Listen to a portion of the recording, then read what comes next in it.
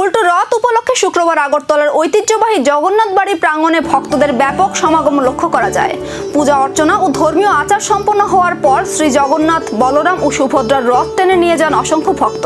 জয় জগন্নাথ ধ্বনি, কীর্তন এবং ভক্তিমূলক সঙ্গীতে মুখর হয়ে ওঠে গোটা এলাকা। রথযাত্রাটি জগন্নাথ বাড়ি থেকে বেরিয়ে শহরের বিভিন্ন গুরুত্বপূর্ণ পথ পরিক্রমা করে। পথে পথে ভক্তরা প্রণাম জানান এবং রথ টানার শুভক্ষণে অংশ নেন।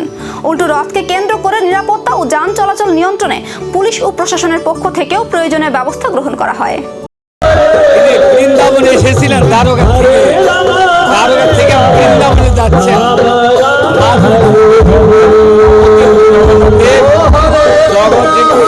নিত্য কল্যাণের জন্য তিনি বৃন্দাবনে আসছেন, ভক্তকে আনন্দ দেওয়ার জন্য, ভক্তকে দর্শন দিয়ে ভক্তের